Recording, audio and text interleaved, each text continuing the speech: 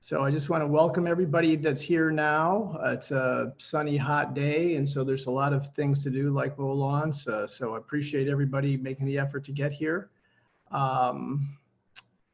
Just in terms of a little business, you'll see on the bottom of your screen, there should be a bar with the same icons as we see on my screen.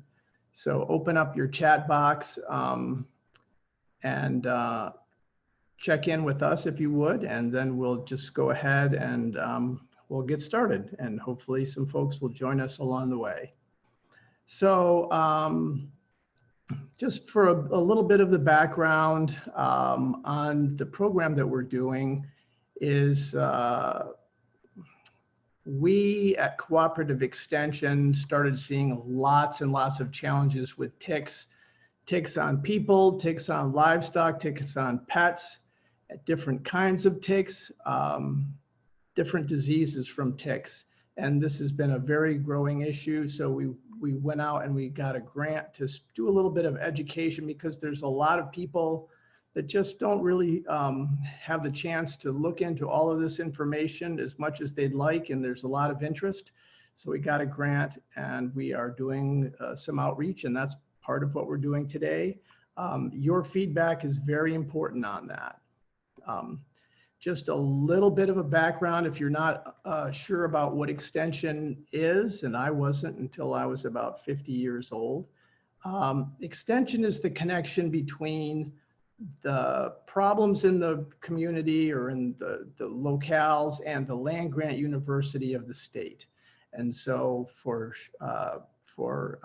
our region, for New York State, that land grant university is Cornell University, where there's have a lot of research into many topics, one of which is tick-borne illnesses.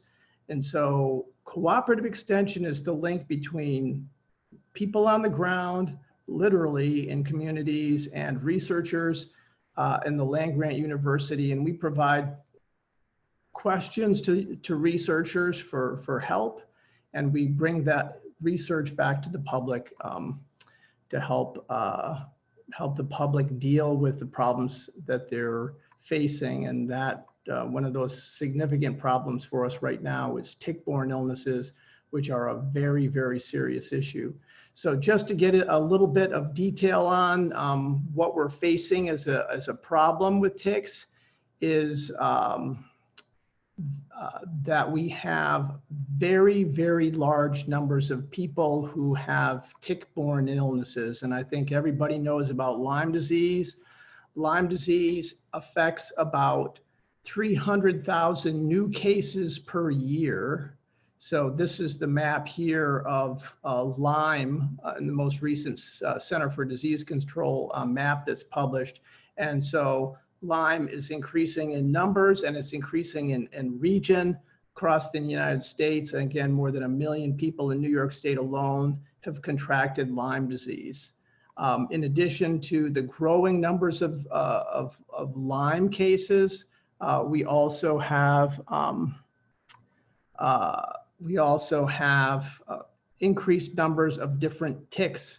This is the Asian longhorn tick, a tick that didn't exist in the United States until very recently. Now it's appearing in southeastern New York, and sometimes on animals in the thousands on that, and for that particular tick. In addition to greater numbers of Lyme, and you can see the numbers growing up here on this chart in terms of what was a very modest amount of Lyme in 2008, not that long ago, to now a dramatically increased amount of Lyme in 2017, 2020.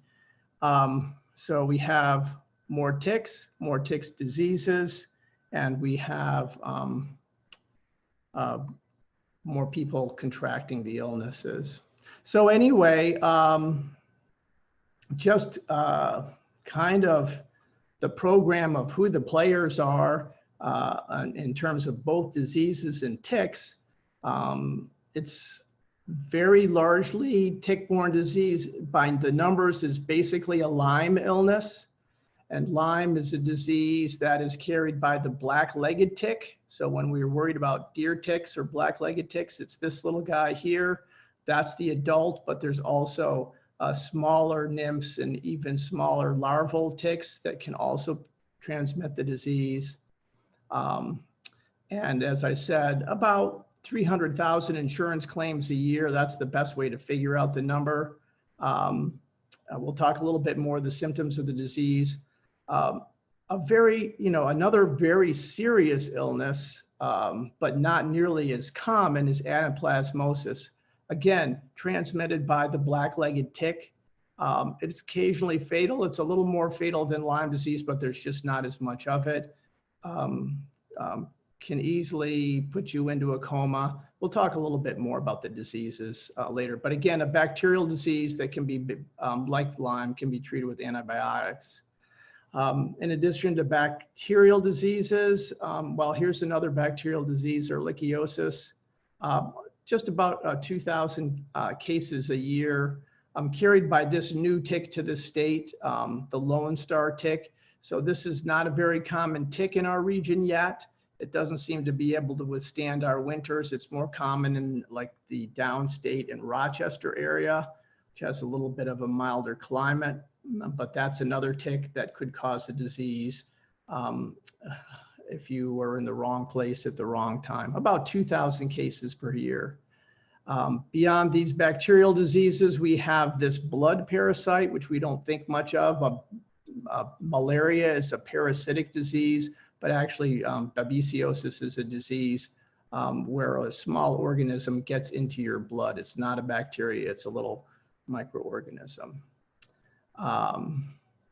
Powassan, not a bacterial disease either, not anything as exotic as a blood parasite, but a virus. It's very common in ticks in eastern New York, but it's not very common that people, actually get the disease in a form that it's reported. And so it can be carried by the black-legged tick, but also by the groundhog tick. These are ticks that, we used to think of as benign, but now we're finding out that there really aren't benign ticks. Again, the Lone Star tick, this newcomer, can also transmit a red meat allergy, which is not really a disease, but pretty uncomfortable if all of a sudden you go to have a hamburger or a steak and you can't eat it anymore because you're allergic to it.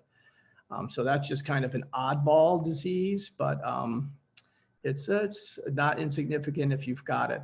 Last one we're going to cover, and there's a couple more, but their numbers are so small that there's no real advantage to going into great detail on everything, or else we'd spend all night just identifying diseases. Rocky Mountain spotted fever, one you might have heard of and thought of in regard to places like Colorado or Montana. It's actually more of a disease of the Midwest, and it's transmitted by the dog tick, which again, we used to think of as a benign tick. And if you took a tick off yourself and it was not a black-legged tick or a deer tick, you'd think, okay, I'm in pretty good shape. I don't have Lyme because I have this dog tick or groundhog tick on me. But now, really, anytime you have a tick, you should take note of it, because there's really no benign ticks at this point in time. There's no tick that doesn't potentially carry a disease. So now digging into a little bit more on the disease, the big disease that folks are most aware of is Lyme disease. And please feel free to ask additional questions. Lyme is a big, complicated disease, and we could, again, spend the entire night talking about Lyme, but I'm just going to hit the major points. And even that takes a fair amount of time. So Lyme is a bacterial infection. It can be treated by antibiotics. It replicates in the bloodstream and in nerves.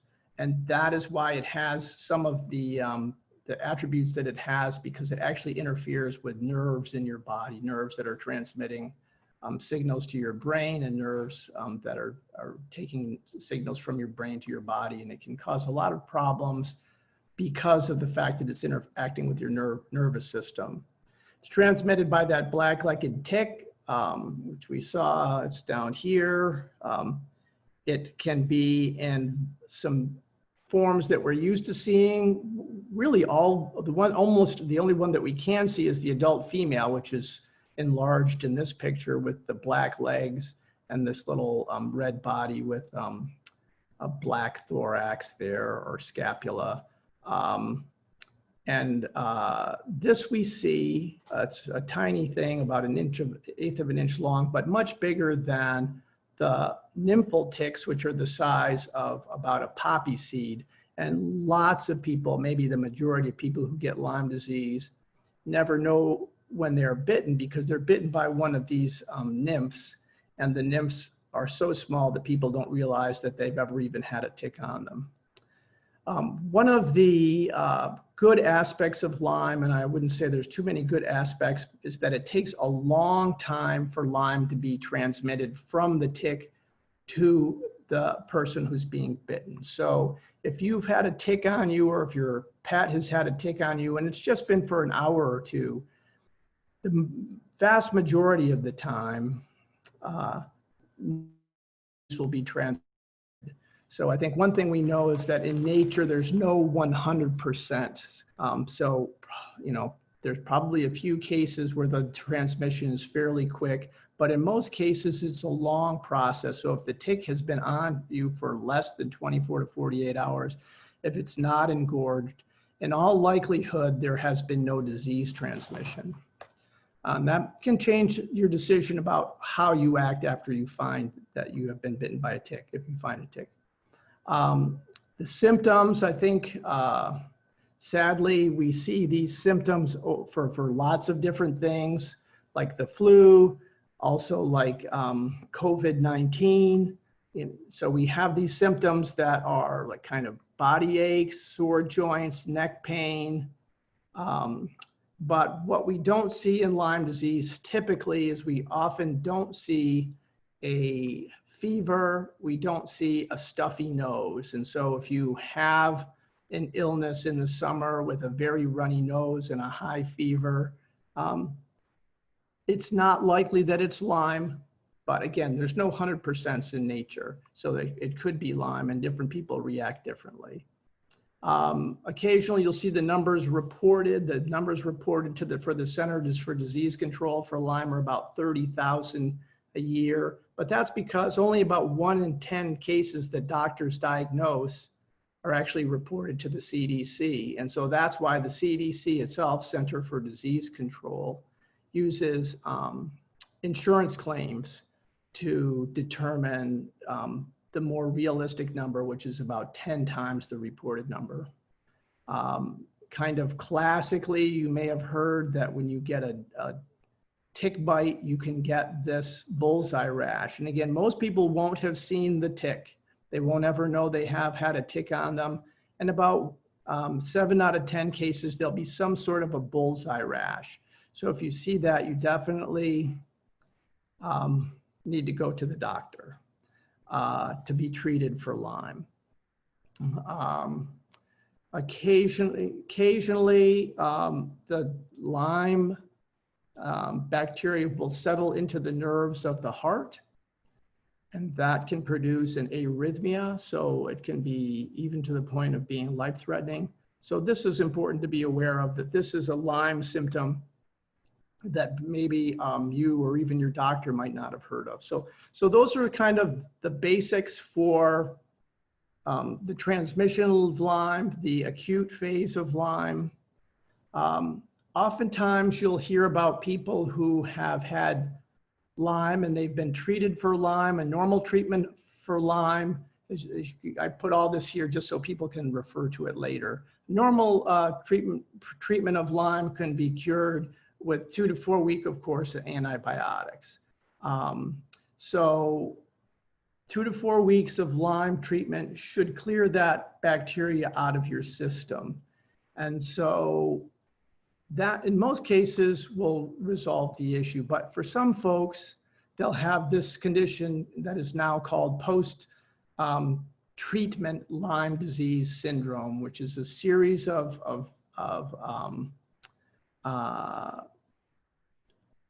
symptoms that people believe are triggered by Lyme, and it's really uncertain as to why. Some people think it's an autoimmune issue. Some people don't think that it exists. Other people strongly feel that it does.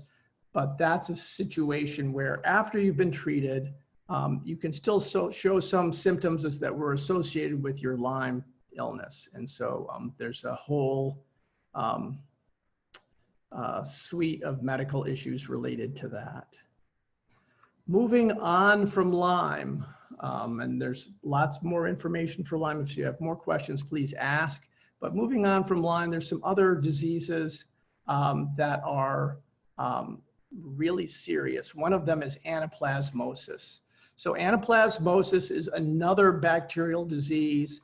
It acts a lot like Lyme. It's much less common, but its numbers, as you can see here on this little graph, from 2000 to 2017, again, you can see this exponential growth. So just many, many more cases. And we've had some pretty well-known cases here in the southern tier of people getting sick. They didn't know what it was, going into a coma, being at death's door, and then being tested for Lyme and treated with doxycycline and then recovering. So it's a very serious illness. It's one that also can be found in cattle and horses. The thing that differentiates it from Lyme is it's typically associated with a high fever. And again, doxycycline is recommended for this bacterial treatment. Let's see. You know, when they look at these tick-borne illnesses, people who are outdoors are the ones that get the illness. And so it's, right now it says highest in males and people over 40 years of age. Really, it's highest in people who spend a lot of time out in woods and brush and areas where there are ticks. Whether that's the classic 11-year-old boy or the 65-year-old retired person who works clearing brush from their forest. If you have been bitten by a tick, or whether you have disease that seem like they're tick-borne, remember, most people who get tick-borne illnesses never knew that they even had a tick on them. You know, you need to get tested for all tick-borne illnesses because you might not have Lyme, you might have anaplasmosis or babesiosis or something else. So ask to test all tick-borne diseases. All right. Babesiosis is this kind of exotic disease that is not a bacteria or a virus. It's a little parasite that resides and feeds in your blood. And it's a protozoan. There's just a few hundred cases a year, but again, it's a very uncomfortable disease. I guess it's not that difficult to treat, but it's not something I think that anyone would have. It's easier to diagnose because it's much larger than Lyme or anaplasmosis. It can be seen. I didn't get the symptoms in here, but I think that they're very similar: headaches, discomfort, joint discomfort, these classic flu-like symptoms. Again, when you get tested, you should be tested for all of them. So when you go in and say, "Doc, I think I might have got a tick-borne illness. It's the middle of summer. I'm showing these flu-like symptoms." I guess these days you'd get tested for COVID-19 and for tick-borne illnesses, perhaps.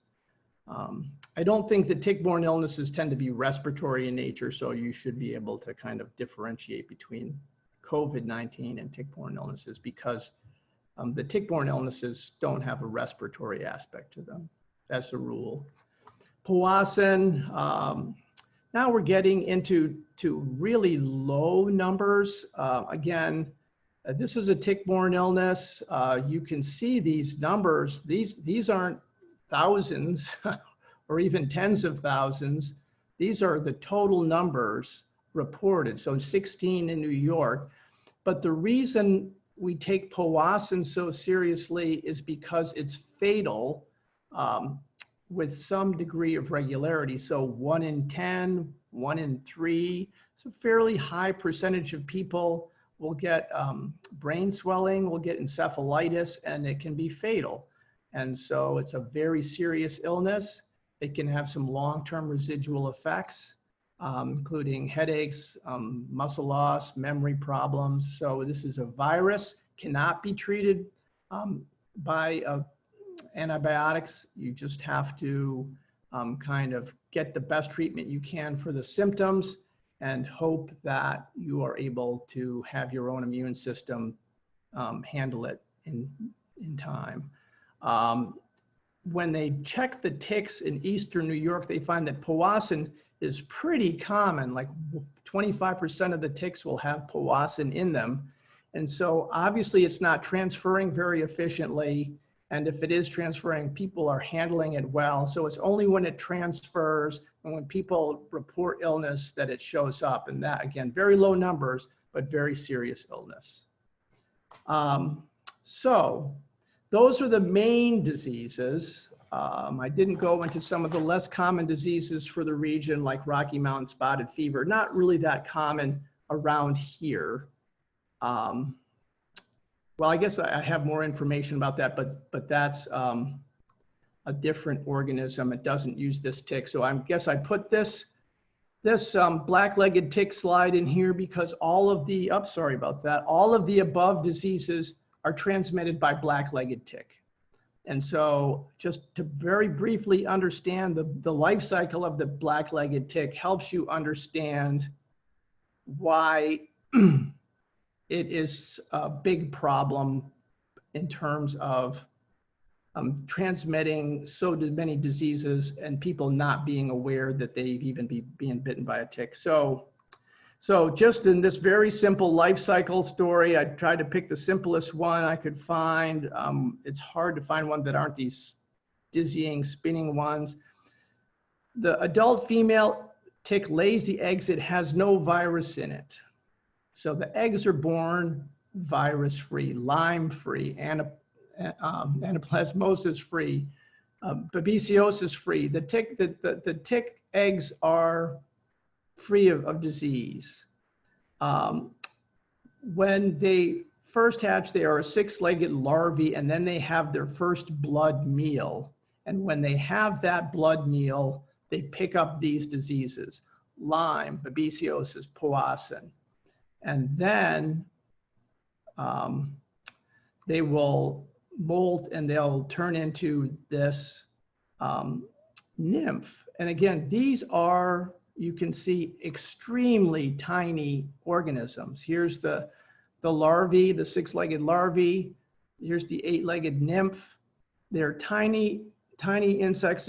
If the nymph, which is most likely to transmit illness to you, gets on you, you're going to be very hard pressed to feel it or see it. The animal, the tick will then feed on the rabbit or a mouse or a bird, and again has another chance to pick up the disease.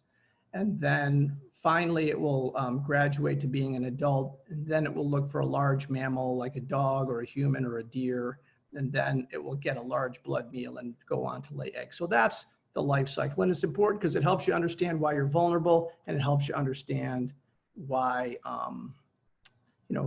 why you can avoid this organism with some simple steps. Okay, just very briefly, Rocky Mountain spotted fever, pretty rare in New York State, maybe less than 3 cases a year.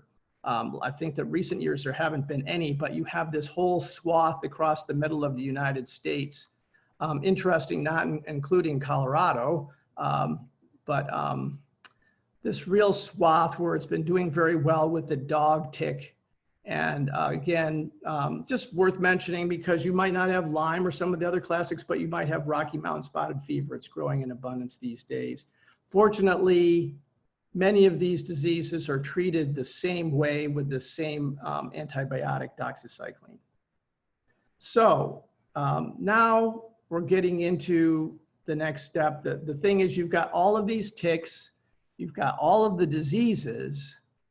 So how are you going to avoid them? And so the wonderful thing is that you don't have to have, you know, 5 different strategies for 5 different diseases or 5 different strategies for 5 different ticks.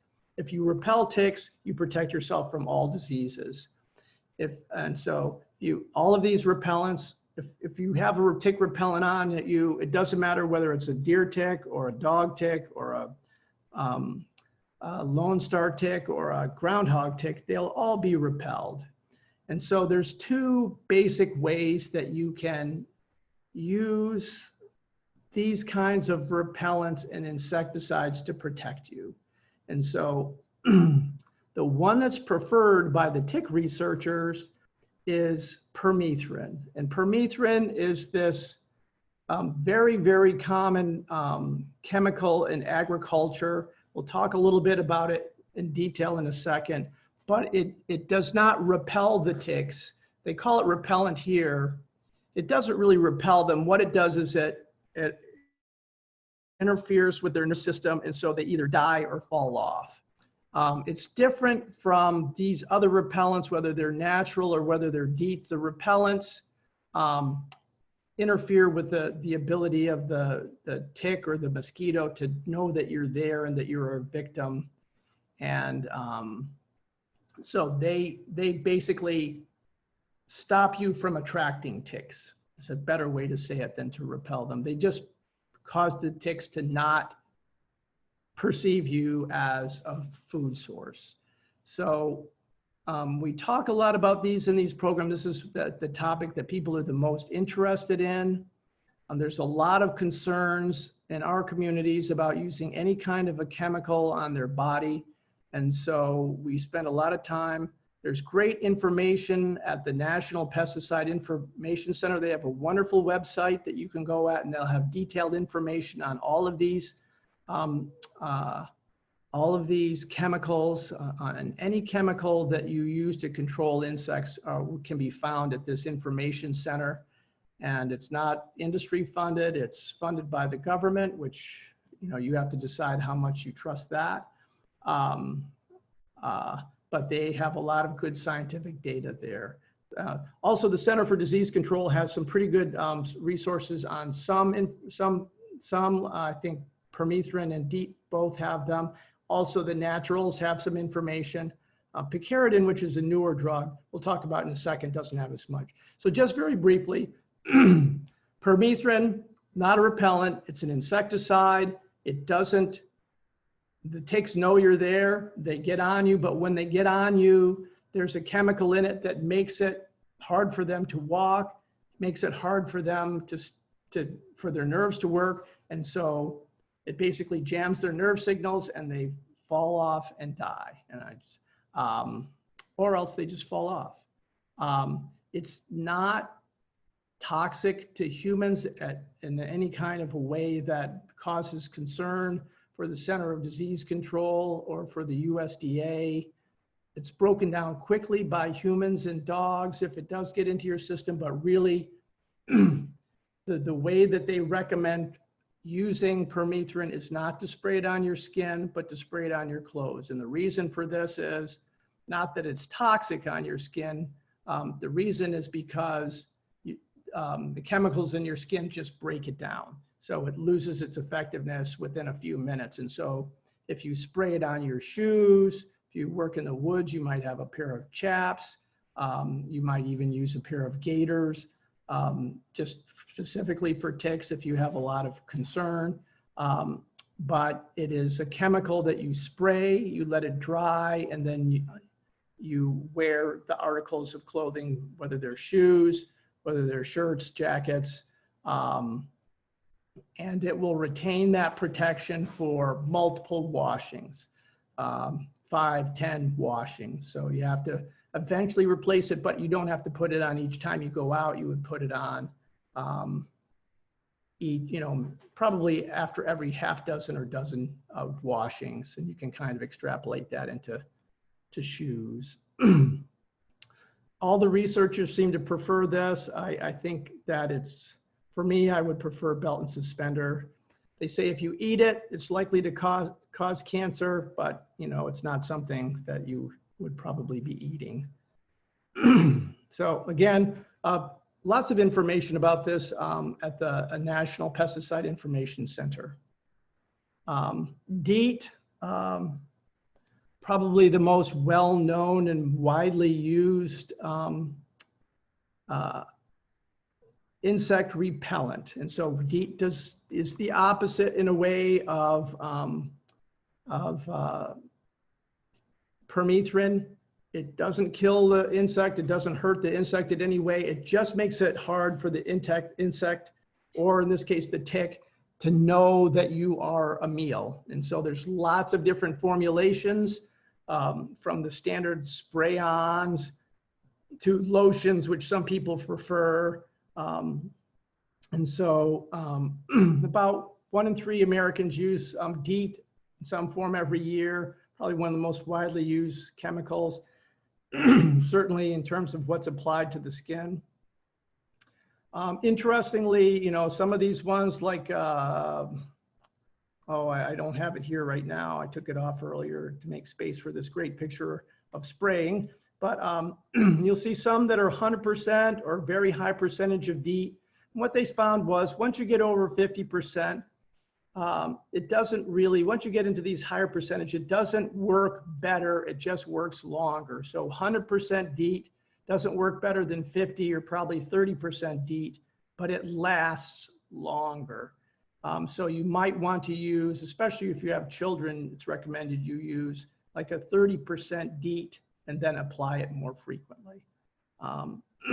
So again, a lot of information. I know a lot of people hesitate to use DEET.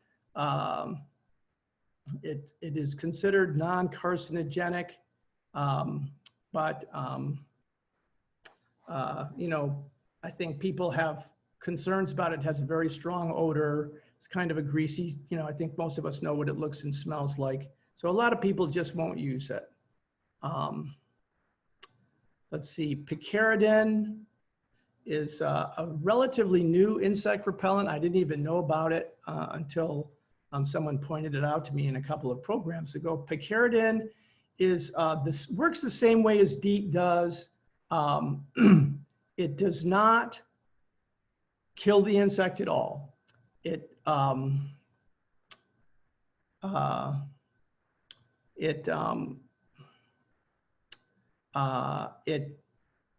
repels the insect. It's not really even repelling it. It just makes the insect, or in this case, the tick, not know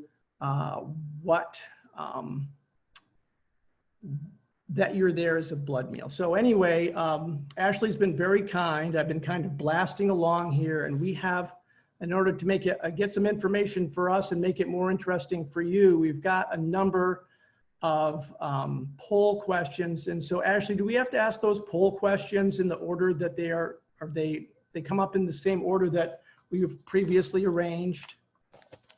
You can start a poll whenever you want. It doesn't have to be a specific one. Okay. So anyway, so we're gonna just kind of dive into a couple of these questions right now. Probably just while we're at it, let's just start out with, so we can ask the question about repellents that people are using, Ashley. Can we start with that one, or do we have to go in order? Nope, that's fine. Okay, so just to make it a little more interesting for folks and to get some information for us, we're gonna put out a question here. Which pesticides or repellents are you likely to use? So that will appear on your screen in a second, and we'll get some information about what everybody's using for these, for if they're using anything and what they're using. So here it is on your screen. And so if you just want to go ahead and start to just let us know what you use, and we'll give it a few seconds. It takes a while. That's interesting. So we're seeing that people are using their own concoction. A lot of people using DEET. Some people aren't using anything. We'll give it a few more seconds. We got about 70% of the people have reported. Right now, it looks like it's kind of interesting. A lot of people are using Permethrin, a lot of people are using Picaridin. And so got most of the folks reporting. So what we're gonna do is, so we're sharing now, Ashley? Yep. Yep, okay. So what we can see is kind of an interesting mix. Thanks everybody for participating. About a little more, almost 2/3 of you, maybe 60% are using DEET in some form or other. A lot of people are using Permethrin, and so if you want to share your experiences with that in chat at some point, that would be helpful. Picaridin, a newer substance, not used by about 1/3, but still a fairly high amount. I always struggle with this. Oil of lemon of eucalyptus, about 50%. That's a pretty high percentage. Some intrepid folks are using their own concoction, and then about 10 to 14% aren't using anything. And oftentimes I don't, even though I know. So we're gonna move on. While we've got you in this, and I kind of got wrapped up in what I was doing and forgot about the polling. I guess the next question I'd like to ask folks, if we can do it, is how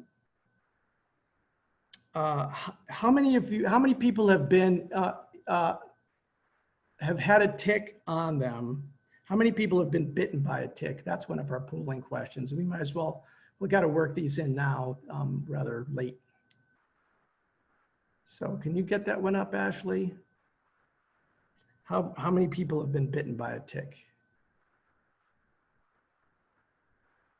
So there we go. Have you been bitten by a tick? Have you taken a tick off that you're aware of? So again, Ashley, I'll just let you take it off when you think it's the appropriate time. Well, everybody's voted, so that's a good time. Have you been bitten by a tick? About 75% of you have, and then about 24% either haven't been bitten by a tick, or if you have been bitten, you didn't know. So that's great. So I'm gonna move on now, and then we'll work a couple more of these questions in that I slipped up on before. Okay. Let's just get rid of that. So Picaridin, going back to our repellents, and a few folks were using this one. Picaridin is a chemical that's based on the chemicals in pepper. I think people looking to find insect repellents look for chemicals in nature that that plants use to repel insects, and then they see if they'll work in insecticides or insect repellents. In this case, they're using compound piperin, which is found in a group of plants that make black pepper. Picaridin has been around since about 2005.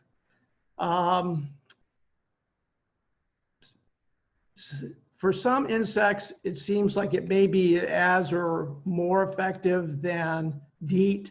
The thinking is that it may be more effective on things like black flies and deer flies. It's not considered to be any better than DEET, and some people consider it, and just anecdotally, not quite as good as DEET, but it's less oily and it doesn't have a strong smell. And so if you don't like that greasy feel of DEET and you don't like the odor, you could try Picaridin, and you might find that it's more effective on some of the other bugs you're trying to avoid. The same places that provide information. Picaridin's not, they don't have any information at the Center for Disease Control, but the National Pesticide Information Center does talk about some of the information. And this information is really right off of their site. I'm not afraid to say, I mean, they put it there so that we can share it. And so this is a lot of detail on picaridin. It's not considered to be likely to cause cancer based on the studies that they've done. But if you want all of the information, you can go up to this website. Okay, so let's go on to the next one. I'm trying to get my slide to advance and it's doesn't want to do that. So let me try one more time. And this happens usually once or twice in the meeting where the slideshow goes rogue and doesn't respond. So this is a good time, maybe Ashley, to put in another question or two. And one of the questions that we can ask is, have you ever had one of the diseases that we've talked about, whether it's Lyme or anaplasmosis? So we have a polling question on that. And so if you'd be so kind to go ahead and enter that, we'll take a look at that information and hopefully my computer will be responsive. Otherwise, I'll have to wing it for the rest of the talk.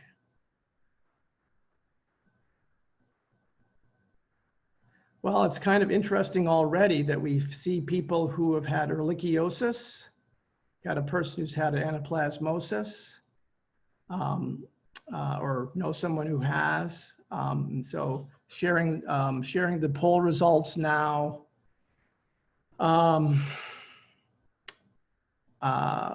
You know, what we see is kind of what we would expect, and that is that Lyme is the dominant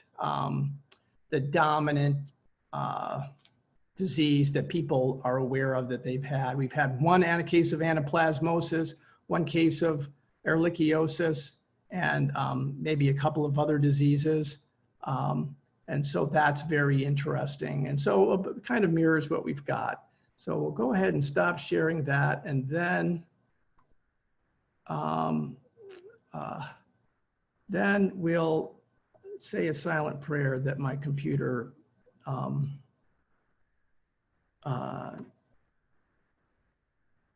will advance this slide, and it's not going to do that. So I'm going to stop my share just for a second. And so I don't know, now I guess folks can see me. And what I'm going to do is I'm just going to get into my screen and see if I can now advance, which I can. And now I've got to come back to the meeting. I apologize, everybody. And hopefully that will get us back to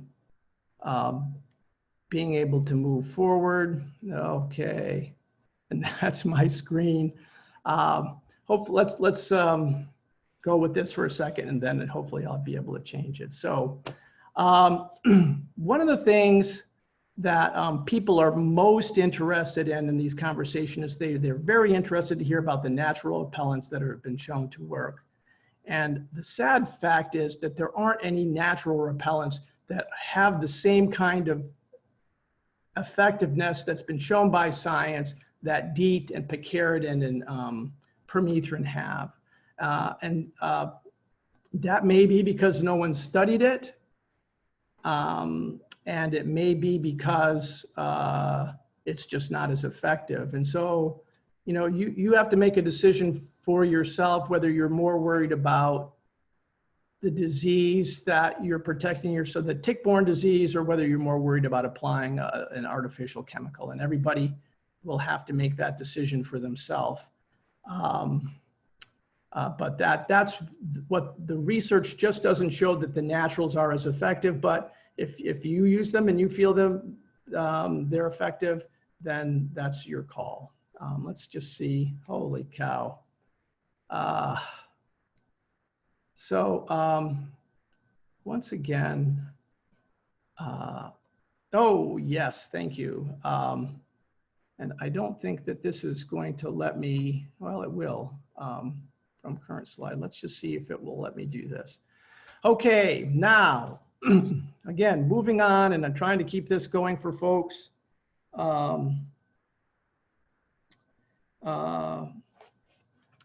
Things that you can do to protect yourself from ticks. Obviously, you can use all of those repellents or none of them, depending on what works for you. There's other ways you can do it. These are kind of the classic things that people are encouraged to do. We'll talk a little bit more about avoiding tick habitat, but just staying away from places that you know there are ticks. But in terms of dressing, wear a long sleeve shirt, not always appealing in hot weather. So you might want to wear a permethrin treated cuff on your arm. So those things exist. You could wear light colored clothing to make it easier to see the ticks. You can wear a hat. That really, I don't know why they even have that there, because ticks are not up in trees. I think the hat protects you from sunburn more than it does the ticks. The ticks come onto the lower part of your body and then crawl up. So if you find a tick on your shoulder or arm, in your hair, it's not because it fell down from the tree. It's because it climbed up your legs, up your cleats, and it's looking for a nice, easy place to bite into you. Obviously, you can spray repellents on, we discussed. You can tuck your pants into your high socks, which is not a great fashion statement, but usually tick habitat isn't in places where high fashion is required. Certainly wear socks, no bare feet or sandals. Some other things that, that we've kind of gotten from different folks along the way is you can do, one hunter who had had a Lyme disease multiple times wore basically a onesie, a kind of a union suit that made it very difficult for the ticks, and the ticks would crawl up across his socks and across the union suit, but they could not figure out how to get access to his skin. So once he started wearing a union suit to hunt, he just stopped getting tick bites. Okay, now we're going when I don't want to go. So anyway, so long underwear is another one. That's an easy one to tuck your, you can tuck that into your socks without any difficulty. Again, we talked about permethrin treated tick clothes. You can just have a set. If you work in the woods or in your yard in tick areas, you can just say, okay, this set of clothes I'm going to wear when I'm working there, and treat it. And then you don't have to treat every article of clothing. You just have one set. Permethrin, don't forget your shoes or gaiters or socks. Those are areas where the tick are jumping on you most. I put this on. We have a lot of people when we talk in the public about their biggest concern is ticks are coming in on their dogs. The dogs go out, they're covered with ticks when they come in, and then the ticks get into the house. And so one of the things that you can consider doing is putting an article of clothing on the dog and then treating that with permethrin. And now there are actually specific dog vests that are pre-treated with permethrin. When you get in, a great thing to do, or for you or a child, is take a shower. If those little tiny nymphal ticks are on you, you won't see them. They could be anywhere. They could be in your hair or any place on your body, and you will not know it. They're as small as a poppy seed.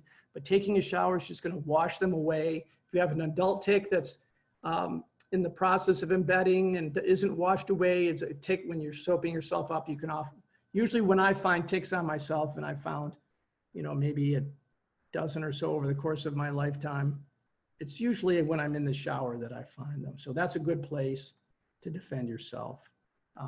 Okay, so now we've got a polled question.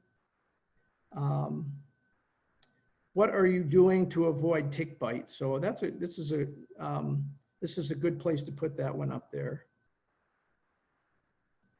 So Ashley, if you want to do that, I'll advance, see if it works, and hopefully Ashley will have that up there in just a second about what you're doing now to avoid ticks, or else she'll.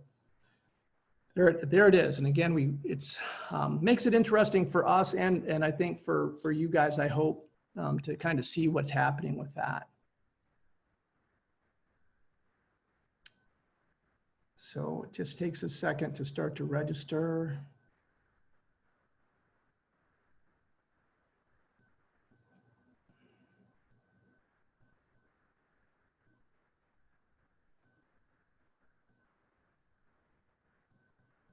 So a lot of people dressing, a lot of people checking themselves and their pets, a lot of people managing their landscapes. That's really interesting.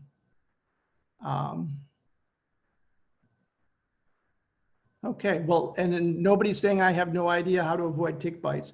So that's pretty okay. That's pretty interesting. So a lot of people are dressing. Probably most folks are doing something with the way they dress. Lots are using a pesticide. Some are using other natural products. About half of people are managing their landscape. Most people are checking themselves and their pets. So that's really interesting. So we'll just move on. Again, try and get through things in a way that are respectful of people's time. So how do ticks attach? Again, they're not in trees. They're not on a mowed lawn. They are out on the end of a little piece of brush or a leaf or a piece of long grass, and they're waiting there in what's called this questing position. And there's a Lone Star tick, there's a couple of deer ticks, and they just sit there waiting for someone to go by. If you look at the very tips of their legs, they've got these little kind of hooks on there to hook onto you. And you just brush by them and they will drop onto you. These are adults, you know, but these nymphs are going to do the same thing. And this one, you probably won't see until you get inside. Maybe you'll see it then. This one, you probably won't ever see. So they're in the quiz. They're not on the ground, with the exception of they do tend to hang out in leaf litter, loose leaves around the border of your property or in the woods. I don't think they're actively feeding there, but if you start raking or rolling around in there or whatever kids are playing in there, that is a very high risk area for ticks. Longer grass, I have had people say that, you know, lots of kids are getting them from athletic fields. I think that if it's a close grown field, it shouldn't get it. It's probably longer grass that hasn't been mowed as much. The more you mow, the shorter the grass, the more you're avoiding the ticks. Okay, oh my word. And so I've got to figure out the magic for making this slideshow advance. Deep sigh.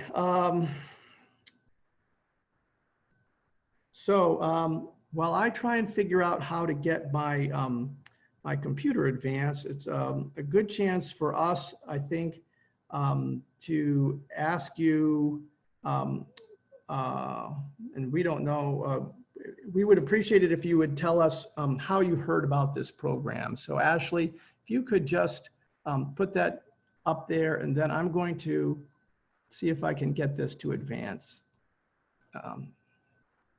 And I'm gonna stop sharing my, stop share. And I'm going to go here and I'm going to bring up the PowerPoint. And then I'm going to do that. Then I'm going to hit escape.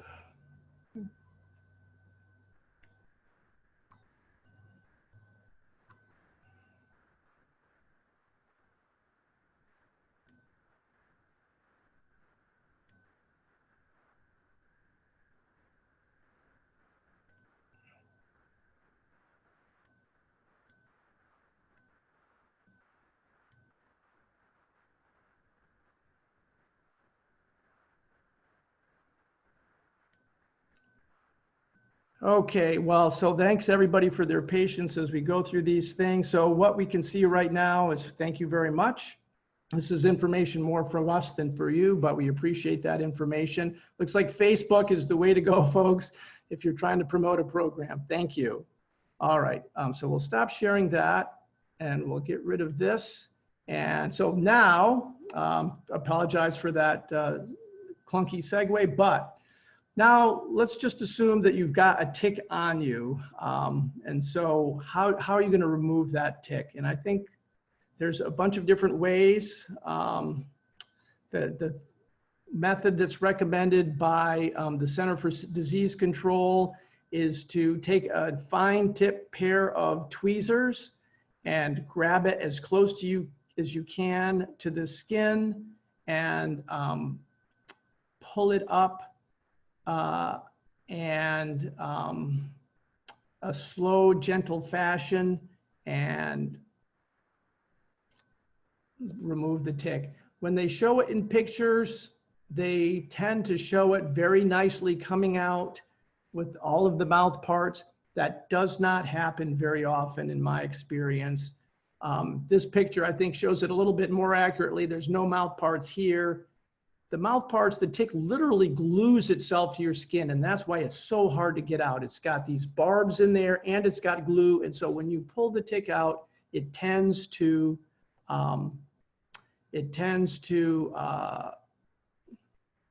remain, the head parts remain in your body.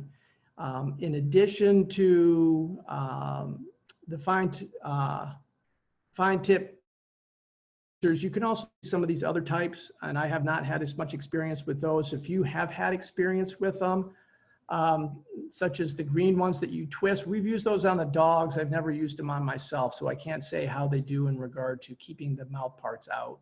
Heard good things. And then some folks carry these tick keys, which you can use on yourself or on a pet to just slide the tick into that key and then just lift it off. And some folks have reported that that has worked well. Different folks recommend different things. So, you know, the different ticks tell you different things because different ticks carry different diseases. So it is handy to save the tick if you want to go to your doctor, knowing that it is a dog tick tells you you're probably okay. Knowing that it's a groundhog tick, probably okay. Knowing that it's a deer tick, there could be some issues. Let me just really can't get this to advance, so I apologize to folks. So guess what we'll do is we'll just take advantage of your good dispositions and put up another polling question. I think we've got one, where are you joining us from? And that will give me, while you're filling out that, I'll just go back to my PowerPoint, and it seems to be responding this way. And then come back to you guys and share my screen again. All right.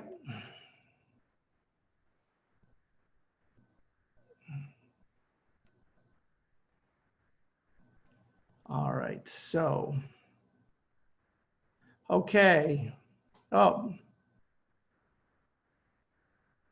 okay, that's a different one, but that's okay. The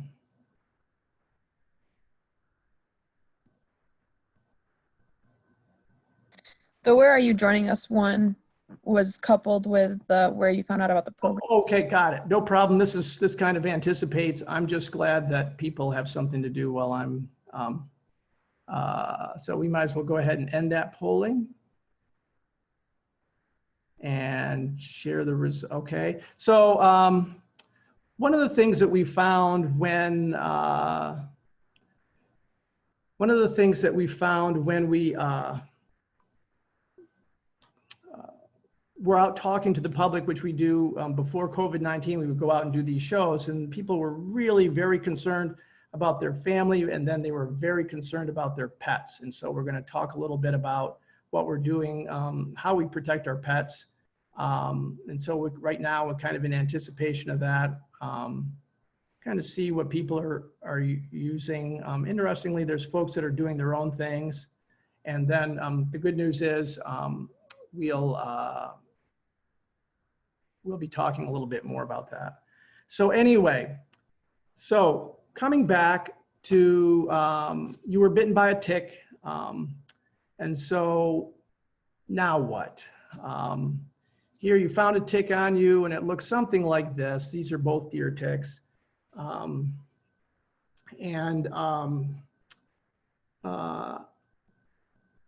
You want to note the date on the calendar. If you think of it, write it down on the calendar, because if you show flu symptoms or some of those tick-borne symptoms a few days later, it's better, it's helpful to know that it was, okay, it was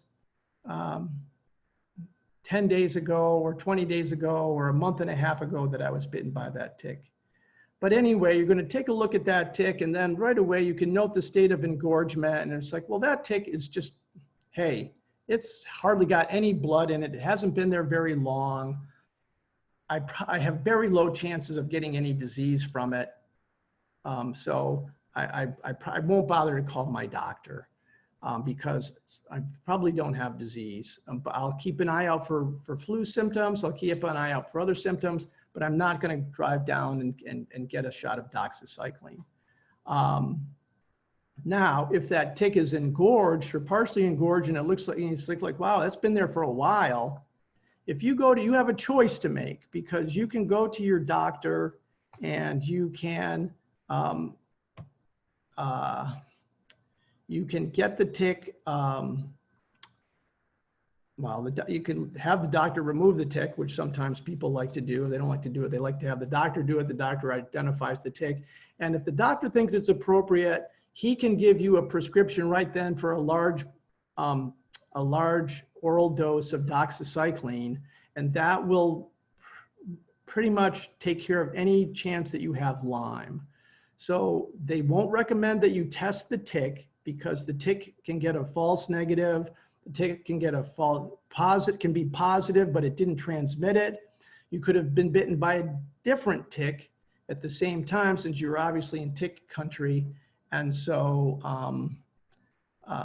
you can be in a situation where you just get bad information by testing the tick. So they don't recommend you test the tick. They recommend that you, if you don't go to your doctor, you don't get that doxycycline, watch your symptoms for 30 days for rash, fever, fatigue, any of these symptoms. And if you see symptoms, then go to your doctor, and then you can decide about having tests for Lyme or being treated for Lyme and the other tick-borne diseases. So what we've discovered is that, you know, I apologize, but my screen is just not responding to commands. So we'll have to fix this for the next show, because this is much worse than it was the last time. So I'm going to stop sharing, and I will advance again. Ashley, do we have any more questions for folks? No. We're out of questions. So I'm just gonna, if you guys want to start asking questions. There are quite a few questions. Okay. Well, to get answered. Okay. So again, this works perfectly as long as I'm not sharing my screen. Sharing screen seems to overwhelm the system. So I'm going to leave it like this. And so let me get back to us, and I will again share my screen. You can see the next slide. I'm sorry, folks. And then maybe what I will do is not go to slideshow. So, because it doesn't do a lot for me, and maybe it'll respond better. So,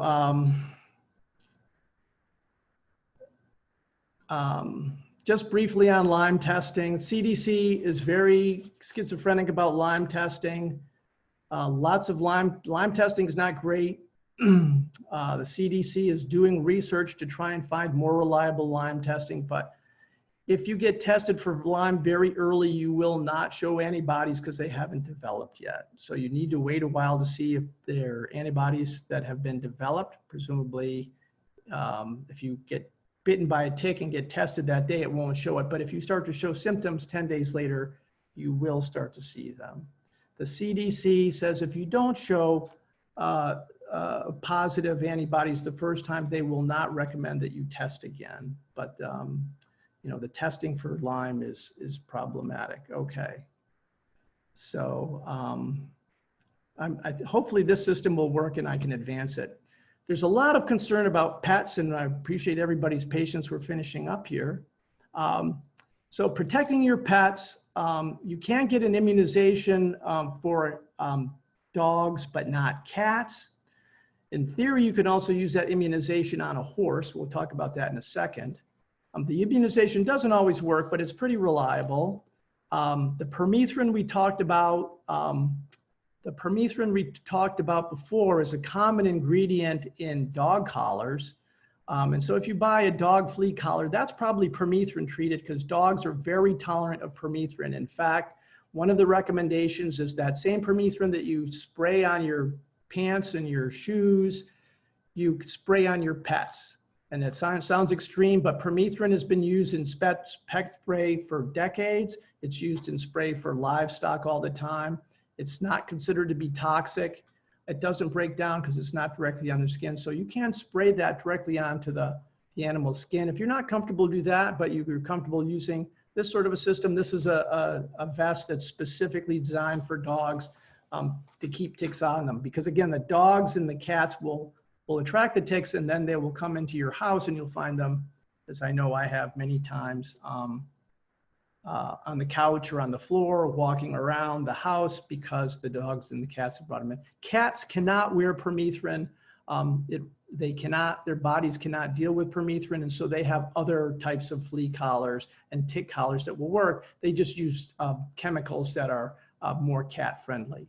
The permethrin is also toxic to fish. I don't know, this is coming off of the National Pesticide Information Center, and for birds. So just be mindful if you've got pet fish and pet birds, any permethrin products, keep away. Obviously, none of these chemicals should go onto your eye, and bare skin should be avoided. Let's see what happens here. Yes. Okay, ticks on livestock. Very, very familiar story. Ticks on livestock have historically been controlled with permethrin. Again, this is a chemical, mimics the natural chemicals from chrysanthemums, but it's not a natural chemical. It's a man-made chemical. Obviously, you can make it a lot cheaper than crushing chrysanthemums. So it can be used as spray. I used to spray my horses for deer flies and black flies and ticks. And so it's a very common, considered to be benign drugs if you think that. I mean, again, you're always weighing the difference. Lyme disease in a horse is a terrible thing. Lyme disease in any animal is a terrible thing. And so you really have choices about, you know, I hate to use the expression, I won't use it then. So you have to make a choice between what you're comfortable and which risks you're comfortable with. These ear tags that you see common on cattle, they're treated with permethrin in some cases. So that's primarily how you protect your animals in terms of chemically. There's also a way to protect your animals in terms of tick habitat. So ticks do not like short grass. They do not like close cropped grass. They like long brushy areas that they can quest from. So if you can keep your animals out of tick habitat, out of that long brushy tick habitat, which requires probably running a bush hog around the fence perimeter or something like that, probably requires some planning. You can save the trouble of constantly spraying your pets, and you can save some risk of ticks by keeping them in low risk areas, low grass, low risk areas. So we'll go on from that. Final couple of slides here.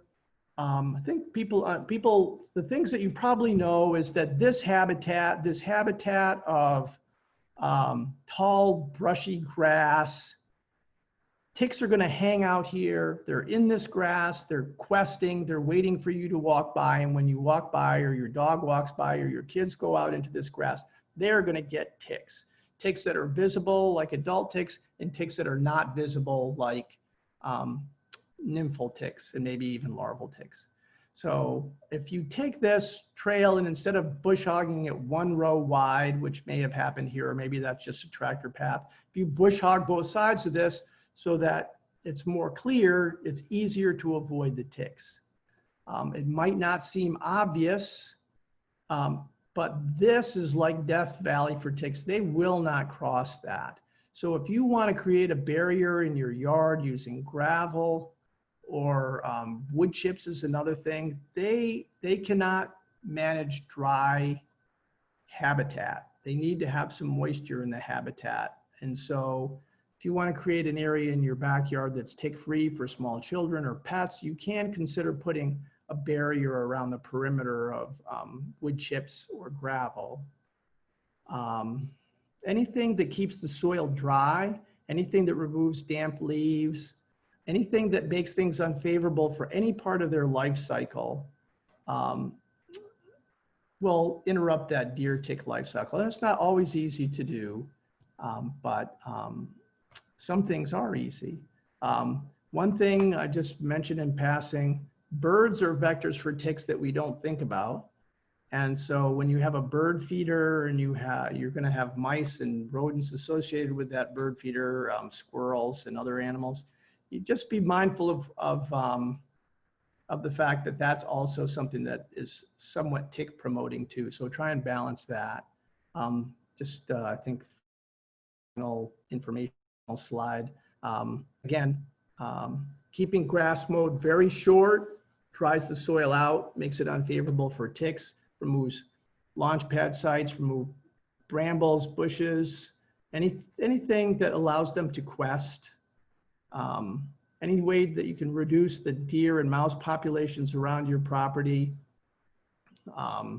will reduce the tick populations. Make sure paths are kept short and wide. Usually, I don't know, I'll have to take that out there. Usually people, if they have a path, they have a reason to have a path. But so that is the last of the informational sides, and then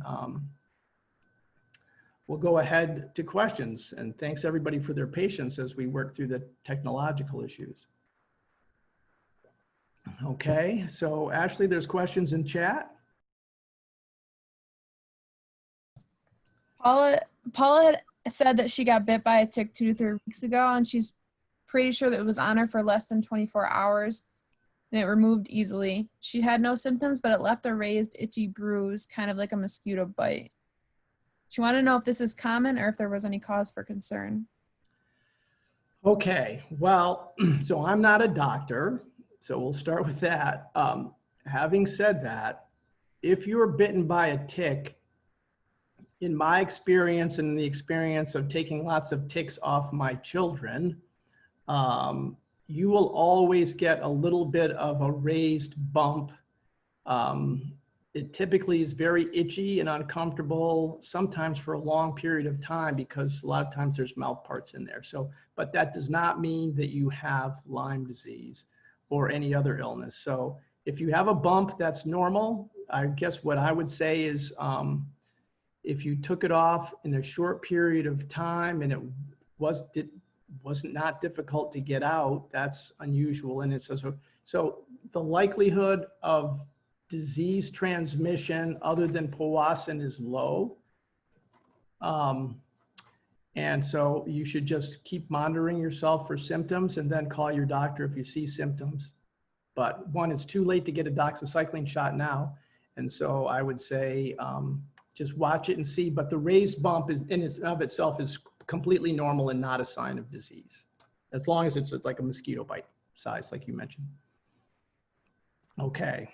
All right, so someone also asked how effective is oil of lemon of eucalyptus. So we kind of talked about that.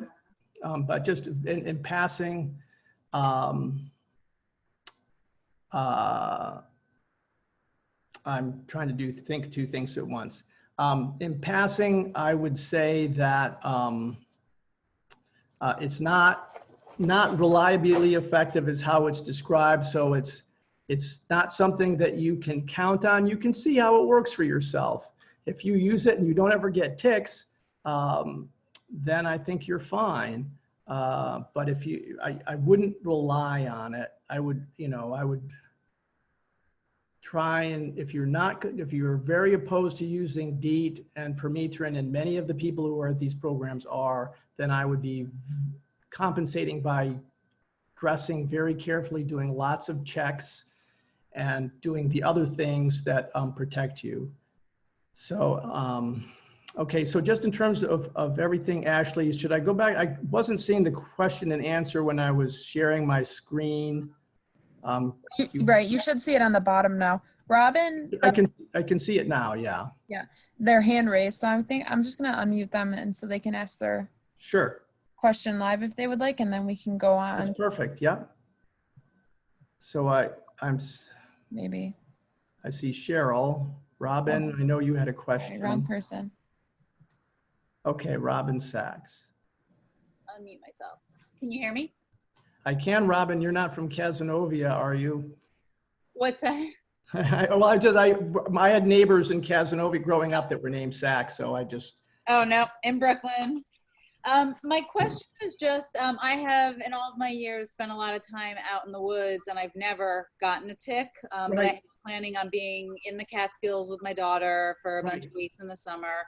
And I'm just so scared of ticks because I haven't actually gotten one yet or known of it. Right. What if you find the tick when it is inside, but you see that it's there? Like, then do you have to go to the doctor if you're not going to be able to get it out with a tweezer? Well, you will be able to get it out with a tweezer. So it's typically very firm, but let's just have a scenario where your daughter gets a tick because she's more likely to get it than you. Just because she's going to be down at that level, she's going to be exploring more.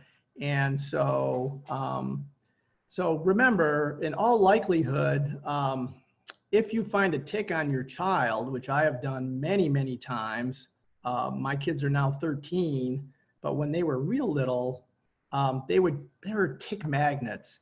And so if you take that tick off within 24 hours, it's highly unlikely that they will have a disease. You have to watch and make sure, but the likelihood is very, very low. So if you're checking daily, it's going to be hot, it's not, long pants and tucked in pants, that's not going to fly with a kid as a rule. So I think the real key is to go enjoy yourself, not be paranoid. But when you come in, check yourselves, check your daughter, have her take a shower, take a bath, and that's a really good thing to do. Usually you're hot and sweaty anyway, and then you'll find the ticks and take them off. And if you want to, you can call your doctor and ask for a recommendation. But so you go ahead. You don't think the tick would burrow in? Like, how long would it take for it to actually burrow in when it was too late to take it out? So never. So okay. Never. So the tick doesn't burrow in completely. It sticks its head in. Okay. And so the 90% of the tick, 95% of the tick is always sticking out. So it's never a situation like it is with, let's say, I don't know, I don't even know about chiggers, but some organisms might go all the way in, but ticks do not. They sit on the surface of the skin, they poke out. It's worth keeping in your car if you're going to take a car, or keeping with you in a little kit. Just keep a pair of 5-point tweezers, and you will not have it burrow in. You can take it out, and I think you'll be fine. And then as far as I feel like I missed a little bit on the slide that showed the Q-tip.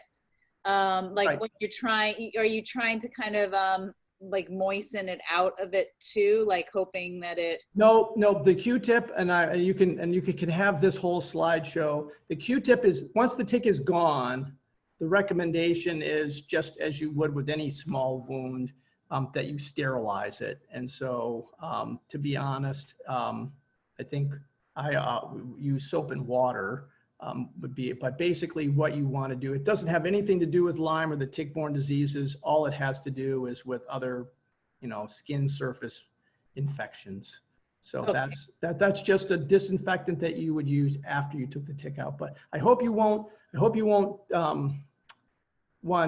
skip going to the Catskills, and I hope that you'll have a good time there. Oh yeah, no, we will. Yeah. Okay. Yeah. Thank you. You're welcome.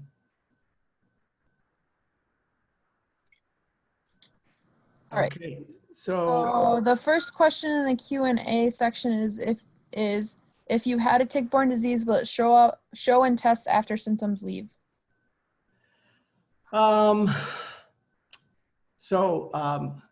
You can double check me on this.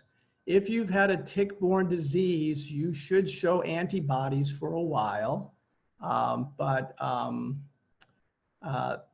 am not the best person to talk to, but if you have that as a question, I would ask my doctor, or you can do a little bit of research. So let's say you had some of these diseases, you will just recover. You might not even know, and you'll recover on your own. Lyme, not so much, but anaplasmosis or some of the others you can recover from just with your own immune system. And they should show antibodies, but again, that's not my area of expertise. So should we just go on and read the next one? Why don't you read them and I'll answer them, Ashley? Okay. Well, the next one's really long. That's the only reason why Okay. maybe you'd want to open it. But it says, I'm looking at it right now. So yep. So in the beginning of the presentation, you showed a map on the U.S. that maps the diseases, and it showed that diseases were dense in Pennsylvania and sparse in Ohio. The border between Ohio and Pennsylvania was clearly visible, and the border between northwestern Pennsylvania and southwestern New York State were clearly visible. Why does the map seem to show that the tick-borne disease was stopping at the Pennsylvania borders? That's just a reporting issue, and so it's kind of interesting. You can so the reporting comes in by county. And so you can, and I don't dare go back to that slide. So it's just a factor of how they're reporting. So you have to use that as a general sense. And so what they do to make those slides is they literally draw a dot randomly in the center of the county for each reported illness. And so if they just remember, they're only reporting the illness 1 in 10 times. So you can see little areas like Western Massachusetts that stand out very distinctly, or certain regions like the Adirondacks that will show up fairly distinctly. And what tends to be happening is there's a reporting issue, but it also, the places that are sparse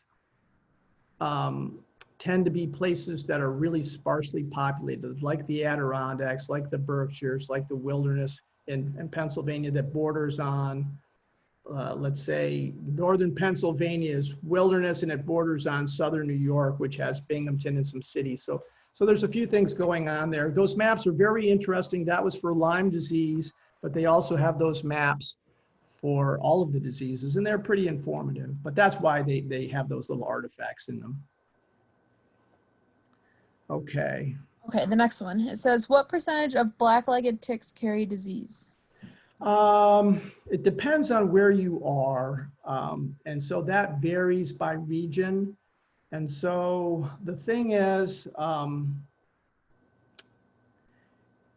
just because even if the black-legged tick has the disease and it's on you and it bites you, doesn't mean it will transmit it to you. So I wouldn't say that it's a moot point. But I think that what's more important is how long the tick spends on you than what percentage. But I think I'll have to get the answer to that and I can look that up. But it varies from time to time and region to region. Yeah, I know one study says that about 50% of black-legged ticks carry Lyme disease.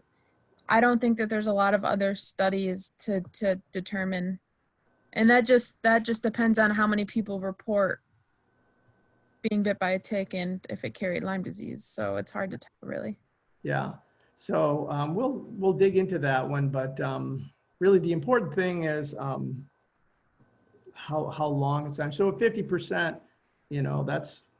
It seems low.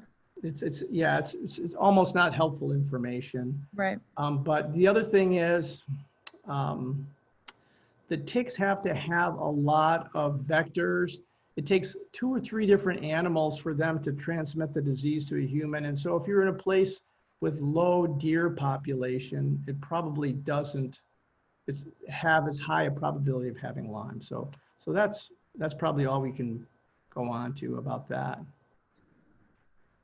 All right, the next one is what type of testing is involved to determine if Lyme has crossed blood barrier to the brain? Haven't been asked that question before. I have not looked into that. I'll look into it now. Ashley, do you know the answer to that one? I do not know. Yeah, so Lyme is the challenging disease because it can evade the immune system. And so that's what makes it more challenging than some of the others. And so I don't know the answer to that, so I won't ramble on about it. I would check with a medical professional, and if you want to get back to me, I'll do the research and get that information, but I don't know right now. Okay. I'm muted. Okay. The next two are kind of the same. So Cheryl wants to know, how does this stuff affect her chickens or bees? So the question is there a way to safely protect her chickens? On the bees, do you know if any of the tick repellents are safe to use when I work my beehives? Okay, so I'm just trying to make sure so the concern, Cheryl, that you have is that you're wearing it and not that you're trying to protect your bees or chickens from Lyme or other diseases. So that's not the question. The question is, have you used Permethrin? How is it going to affect your chickens and bees? And so I'm going to, and Cheryl's raising her hand. So maybe it's just easier to have a conversation. I just figured it's easy. Right. That's what I figured. Can you hear me? Yes. Okay, good. It's hard to tell. We got all these windows open. Yeah, I was more interested in me wearing it and it being on my clothes. We're down, the chickens and bees are down in Pennsylvania, where my main property is. Yeah. But we have been having, in spite of having chickens, this year is terrible with ticks. Terrible. Right, right. Well, what's happening, you know, I want to put something on me to go out. Now the chicken I'm covering with diatomaceous earth, and you know, I think if anything gets on them tick-wise, it'll fall off. Right. Concerned with if I have Promethean clothing or if I sprayed because of, you know, DEET mosquitoes and then I go work my bees or I hold the chickens or. So, yeah, I think that is a pretty straightforward question in the sense that Permethrin will kill the bees. That's what I'm afraid of, yeah. And DEET shouldn't have any impact on the bees. Okay. And so in your shoes, I guess what I would do is not use the Promethean. I would not use that anywhere around my bees. I don't think. How about the new stuff? And so I would also, you know, but you might have, you know, if you know, what tends to happen is when people have had family members or themselves have gotten Lyme, they get very serious about protecting themselves. Right. So if you have a real concern, you could probably do something like put on a pair of Permethrin treated socks or that's really not kind of covered, but the socks are kind of the highway for ticks in many cases. And so that wouldn't really be exposed to your chickens or your bees. But if you're not concerned, you could just use DEET or the pepper version, which is Picaridin. Yeah, that's why I wasn't sure. I had never heard of that until this presentation. I hadn't either, and someone brought it up a couple of programs ago, and they were kind of astonished that I didn't know. But to me, it's a relatively new substance. It's only been around for about 15 years or so. It's based on pepper. And again, it could be something, shouldn't have any impact. You know, we can do some research, but I wouldn't think that it would have any impact at all on your bees or on your chickens. Okay. That's a really good question. All right. Thank you for asking that. No problem. So that is all I have for questions right now. I mean, if anybody else wanted to raise their hand quick, if there's any last minute questions.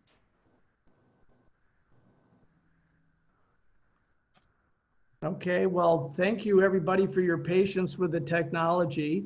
I guess the last thing I would say is, Ashley, we have a survey that will show up after the program ends. Is that correct? Correct. So we have a survey that will show up after the program, and it was really helpful for us. It will just take a couple of minutes, just very simple, multiple choice. And what it will do is just gives us valuable information for our grant to see what's effective and how we can how we can improve the information to folks. So we really hope you'll take that. Really appreciate everybody sticking with us on a hot, muggy night. And let's see, I don't know, there's okay, somebody so asked if we would email the presentation. Yes, we will. yeah, so any of the information, please, please don't hesitate to ask. And we also have other materials. We have pamphlets online. We have some wonderful pamphlets and brochures and posters that Ashley has made. And so any of that information, don't hesitate to email us and ask. So, all right. So have we crossed all the I's and dotted all the T's, Ashley? I think so. Okay. All right. All Well, right. thank you very much. Yep. Thank you, everyone. Thank you, everybody. Bye-bye.